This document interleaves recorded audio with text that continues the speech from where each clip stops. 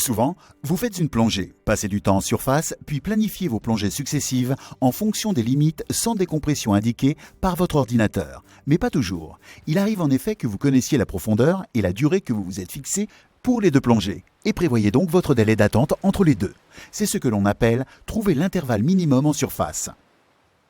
Imaginez que vous et votre binôme plongiez dans une épave. Vous avez d'abord plongé à 18 mètres, 60 pieds, pendant 40 minutes et prévoyez d'effectuer une deuxième plongée de 15 mètres, 50 pieds. Vous aimeriez plonger pendant 45 minutes et vous savez d'expérience que vous disposez tous les deux d'assez d'air pour le faire, pour marquer un palier de sécurité et pour refaire surface avec une réserve suffisante. Afin de rester largement dans vos limites, vous convenez que vos ordinateurs doivent indiquer au moins 50 minutes de temps de plongée sans décompression avant de démarrer. Donc, combien de temps devez-vous attendre après une plongée de 40 minutes à 18 mètres, 60 pieds, avant de disposer d'un temps de plongée sans décompression de 50 minutes à 15 mètres, 50 pieds? Une façon de le savoir consiste simplement à faire défiler périodiquement vos limites sans décompression jusqu'à ce que votre ordinateur indique le temps souhaité. Cela manque apparemment de précision, mais à mesure que vous gagnerez en expérience, vous apprendrez à appréhender vos gains de temps de plongée sans décompression pendant vos intervalles de surface. Une autre méthode consiste à utiliser le mode plan de votre ordinateur de plongée. Tous les ordinateurs ne sont pas dotés de cette fonction, mais certains indiqueront le temps de plongée sans décompression après une plongée une fois que vous aurez saisi vos intervalles de surface et vos profondeurs. Consultez la documentation du fabricant ou votre instructeur concernant cette fonctionnalité. Vous pouvez également utiliser une application de planification de plongée, la RDP Table ou le ERDP ML pour trouver les intervalles minimums en surface. Ceux-ci ne correspondront pas exactement aux données de votre ordinateur de plongée, mais vous donneront une bonne estimation du temps que vous passerez à la surface. Les modèles de décompression utilisés par les ordinateurs et les tables de plongée sont basés sur la plongée au niveau de la mer. Plus vous êtes en hauteur, moins vous subissez de pression. Par conséquent, le fait de prendre l'avion après une plongée ou de plonger en altitude peut accroître le risque d'accident de décompression. Pour y pallier, la communauté médicale recommande d'attendre au moins 12 heures après une plongée avant de prendre l'avion. Si vous effectuez plus d'une plongée ou plongez pendant plusieurs jours d'affilée, attendez au moins 18 heures.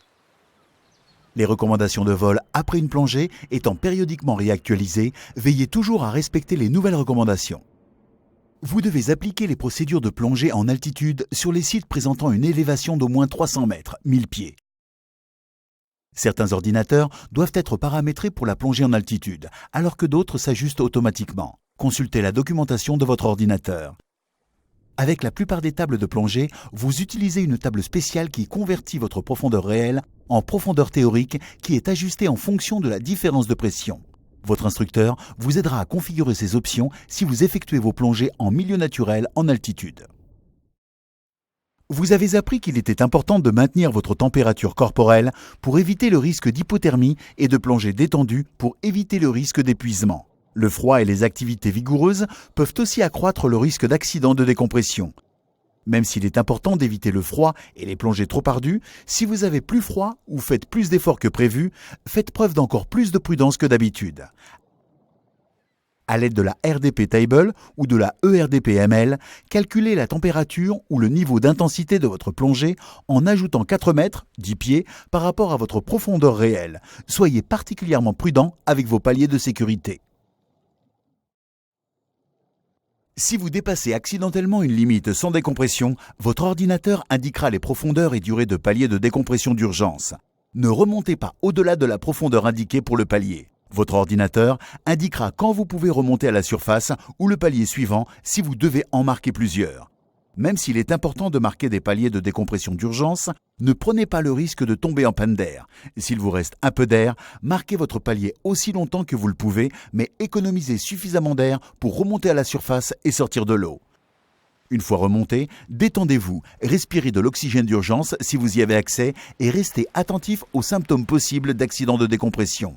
Ne plongez pas pendant au moins 24 heures. Il est fréquent que les ordinateurs de plongée se bloquent en mode erreur pendant toute cette durée si vous ne marquez pas le palier de décompression prescrit. Les premiers soins administrés sont les mêmes en cas de lésion par surpression pulmonaire ou d'accident de décompression.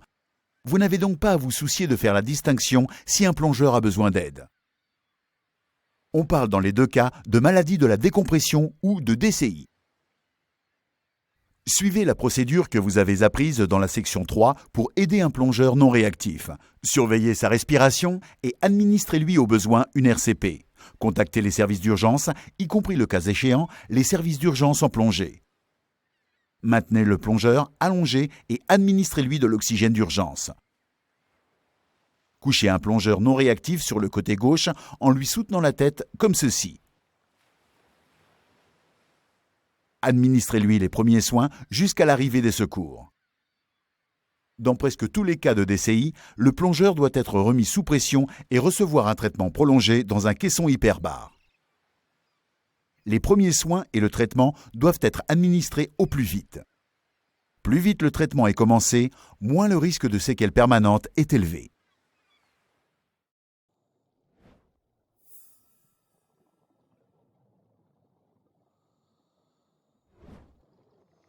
Sous pression, l'azote et l'oxygène ont un effet intoxicant appelé narcose gazeuse. Sans être directement nocif, cela peut nuire aux capacités de jugement et à la coordination du plongeur. Les signes et symptômes de narcose gazeuse peuvent inclure une sensation d'intoxication, la perte de coordination, un ralentissement de l'activité mentale et ou des capacités de réaction, le fou rire, la dépression, une fausse impression de sécurité, un mépris de la sécurité et en cas de stress, une réaction anxieuse et ou de panique. Si la narcose affecte directement les individus, la plupart des plongeurs en ressentent les premiers effets à des profondeurs avoisinant les 30 mètres ou 100 pieds. Les plongeurs fatigués ou ayant pris des médicaments ou consommé de l'alcool peuvent ressentir ces effets à moindre profondeur. Il semblerait que les plongées en eau froide, dans l'obscurité ou dans les conditions de visibilité réduite, exacerbent ces effets, mais ceux-ci tendent à s'amenuiser avec l'expérience. En règle générale, la narcose ne pose pas de problème significatif à des profondeurs de plongée inférieures à 30 mètres ou 100 pieds. Si vous ressentez une narcose, remontez un peu. Les effets devraient disparaître rapidement. Lors de vos plongées en milieu naturel, vous vous entraînerez à naviguer avec l'aide d'une boussole sous-marine. Cette technique élémentaire vous aide à économiser votre réserve d'air et à vous repérer par rapport à votre point de sortie tout au long de la plongée. Voici à quoi ressemble une boussole standard. L'aiguille est toujours pointée vers le nord magnétique. La ligne de foi indique toujours votre direction. Le socle pivotant permet de régler les repères au-dessus de l'aiguille et les références de cap vous permettent d'enregistrer les directions. Tenez votre boussole en nageant comme ceci. De niveau avec la ligne de foi alignée sur l'axe central de votre corps. Regardez au-dessus de la boussole lorsque vous nagez avec. Si vous avez une boussole montée sur console, tenez-la comme ceci. Pour la régler, pointez la ligne de foi dans la direction souhaitée et attendez que l'aiguille se positionne. Puis, faites tourner les repères au-dessus de l'aiguille. Maintenez à présent l'aiguille entre les repères et la ligne de foi alignée sur l'axe de votre corps pendant que vous nagez. Si vous déviez du trajet, l'aiguille sortira des repères. Arrêtez-vous. Faites demi-tour pour reprendre la direction prévue et continuez. Pendant que vous vous orientez, votre binôme maintient le contact avec vous et surveille la profondeur. Pour emprunter le trajet inverse, faites tourner le socle de 180 degrés, puis retournez-vous jusqu'à ce que l'aiguille se situe entre les repères. Vous êtes maintenant face à votre direction d'origine. Certaines boussoles sont munies de 2 jeux de repères pour que vous n'ayez pas à régler de nouveau le socle. Il vous suffit d'utiliser l'autre jeu. On voit de plus en plus d'ordinateurs de plongée équipés de boussoles électroniques. Leur mode de fonctionnement est identique, mais leur écran est différent. Si c'est le cas de votre ordinateur, consultez la documentation du fabricant et votre instructeur. Tout au long de cette formation, vous avez appris les limites qu'il vous incombe de respecter en tant que plongeur PADI Open Water Diver nouvellement certifié. Revoyons-en quelques-unes. Vous avez été formé à une profondeur maximale de 18 mètres, 60 pieds, ou à la profondeur réelle atteinte si celle-ci est inférieure. Avec une expérience et une formation additionnelle au-delà du cours Open Water Diver, la profondeur maximale en plongée loisir est de 40 mètres, 130 pieds. Vous avez également appris à plonger dans des conditions aussi favorables, voire meilleures, que celles dans lesquelles vous avez reçu votre formation, dans les limites sans décompression indiquées par votre ordinateur ou vos tables de plongée. Vous êtes qualifié pour participer au cours PADI Advanced Open Water Diver, au programme Discover Local Diving et à un grand nombre, mais pas à tous, des cours de plongée spécialisés proposés par PADI. C'est à vous qu'il appartient, en fin de compte, d'établir vos limites pour chaque plongée selon votre propre appréciation de vos compétences, votre niveau de confort et les conditions de plongée. L'un des défis parfois rencontrés par les nouveaux plongeurs est la difficulté de rester en contact avec le milieu de la plongée. La communauté de la plongée a identifié 3 moyens d'y remédier. Premièrement, fréquenter des milieux où vous êtes susceptible de rencontrer d'autres personnes avec lesquelles plonger. Deuxièmement, variez vos sites de plongée. Et poursuivez votre formation de plongeur. Il est facile de rencontrer des camarades de plongée. Commencez par votre centre PADI ou de plongée où sont souvent proposés des clubs et activités. Vous pouvez entrer en contact avec d'autres plongeurs sur Internet, via Scuba Earth et d'autres sites sociaux. Participez également au salon de la plongée organisé dans votre région et encouragez vos amis à tenter eux aussi l'aventure de la plongée.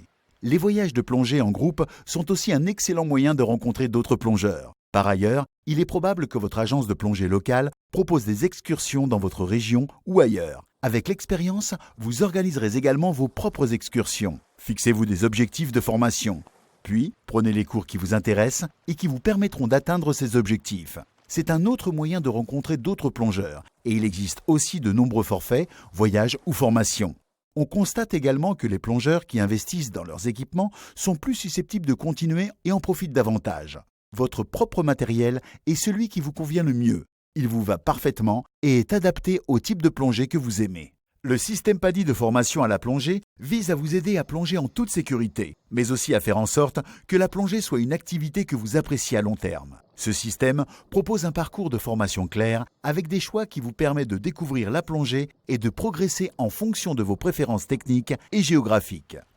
Vous songez d'ailleurs peut-être à devenir un jour PADI Open Water Scuba Instructor.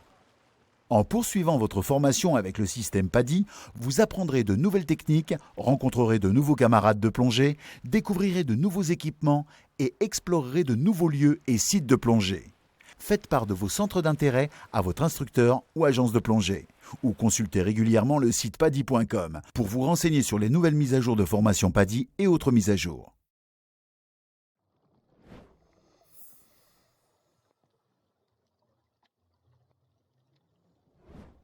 Vous n'aurez que très rarement besoin d'enlever ou de remettre votre nécessaire de plongée sous l'eau, mais vous apprendrez à le faire au cas où le besoin se présente. Par exemple, si vous vous trouvez emmêlé ou à l'occasion pour effectuer un ajustement. C'est l'une des rares techniques qui exige une flottabilité négative. Vous devez alors identifier une zone de fond non sensible, loin de toute vie aquatique fragile.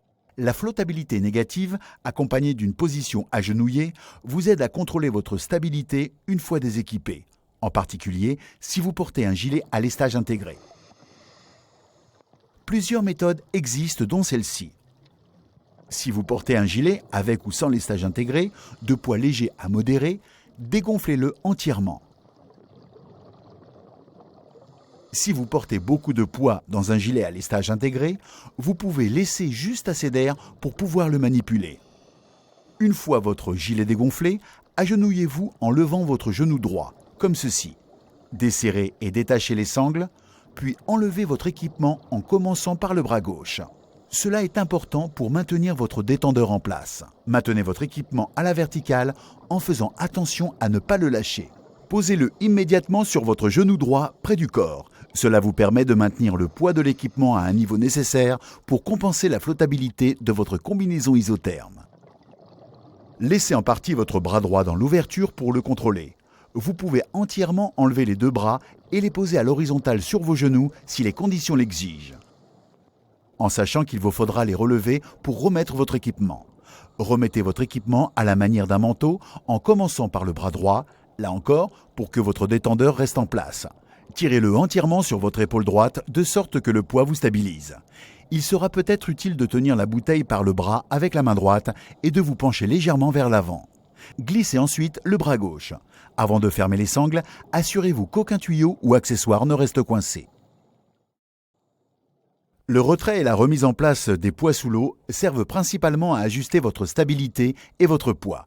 Il arrive parfois qu'une poche de lestage se détache ou que votre système de lestage nécessite certains ajustements. La procédure à appliquer dépend de votre système de lestage. Vous pouvez enlever et remettre des poids individuels, des poches de lestage ou toute votre ceinture. Il s'agit d'une autre technique où il est utile de se mettre en flottabilité négative. Sur un fond non sensible, dégonflez votre gilet, puis agenouillez-vous avec le genou levé du côté où vous enlèverez les poids, ou le genou droit si vous avez une ceinture de lestage. Retirez la poche de lestage ou le poids que vous placerez ensuite sur votre genou. Remettez la poche ou le poids en place de la même manière que vous procéderiez à la surface. Votre instructeur vous montrera les techniques les mieux adaptées à votre équipement. Si vous portez une ceinture de lestage, défaites-la et tirez dessus de derrière votre dos avec la boucle défaite, côté gauche, et drapez-la sur le genou, comme ceci. Remettez la poche ou le poids en place, comme ceci, de la même manière que vous procéderiez en surface. Rappelez-vous de vous pencher ou de vous étirer vers l'avant, visage vers le bas, une fois le poids en place, afin qu'il repose sur le bas du dos. Cela permet de relâcher un peu de tension dans la boucle pour la refermer plus facilement. Assurez-vous qu'aucun tuyau n'est coincé avant de la resserrer entièrement. Vous devrez parfois descendre ou remonter sans repère visuel ou tactile. Suivez la procédure de descente et de remontée en 5 étapes que vous avez apprises précédemment, mais consultez votre ordinateur et contrôlez votre vitesse à l'aide de votre gilet. Pour pratiquer cette technique en milieu protégé, ignorez tout indice visuel et repérez-vous plutôt par rapport à votre binôme et votre ordinateur. À mesure que vous descendez, égalisez, maintenez le contact et ajustez votre flottabilité. Ne vous précipitez pas. Il est plus facile de contrôler une descente lente qu'une descente rapide. En remontée, là encore, maintenez le contact avec votre binôme en vous tenant l'un l'autre si nécessaire. Contrôlez votre flottabilité et votre vitesse de remontée. Là encore, il est plus facile de remonter lentement. Marquez un palier de sécurité en restant entre deux eaux à 5 mètres, 15 pieds. Pour pratiquer cette technique en milieu protégé, arrêtez-vous environ à mi-chemin entre le fond et la surface. Si vous devez vous orienter sans repère pendant votre descente ou votre remontée, vous et votre binôme pouvez vous tenir l'un l'autre. L'un de vous se concentre sur l'orientation pendant que l'autre contrôle la profondeur et la vitesse de remontée. Vous pouvez également pratiquer cette technique en milieu protégé. Pendant votre formation, vous effectuerez au moins une mini-plongée. Il s'agit de simulations de plongée qui vous permettent de vous exercer aux étapes d'une plongée réelle de la même manière que vous procéderiez en milieu naturel. Votre instructeur vous permettra de planifier ces étapes avec vos binômes comme vous procéderiez avant une plongée en milieu naturel en fixant notamment vos limites de temps et de réserve d'air. Vous procéderez à des contrôles de sécurité pré-plongée et appliquerez les techniques de mise à l'eau et de sortie adaptées à une profondeur où l'on n'a pas pied. Pour chaque mini-plongée, votre instructeur définira des techniques et des objectifs spécifiques. Et vous aurez également la possibilité de vous exercer aux techniques de votre choix avec votre binôme et de vous amuser sous l'eau pour vous familiariser avec les plaisirs de la plongée.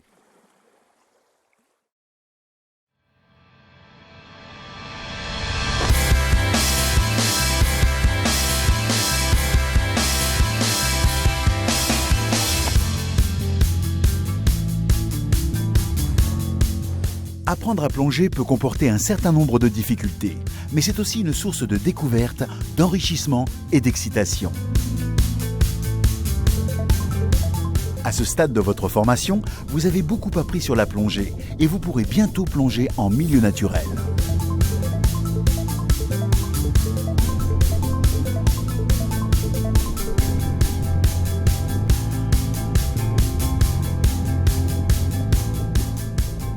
Mais aussi exaltant et gratifiant que puisse être l'obtention de la certification PADI Open Water Diver, ce n'est qu'un début.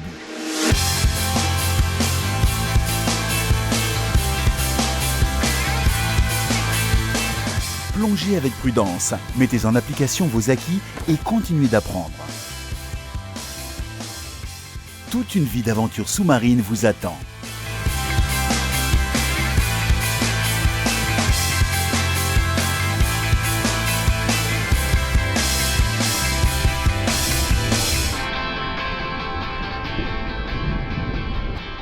Bienvenue dans l'univers de la plongée.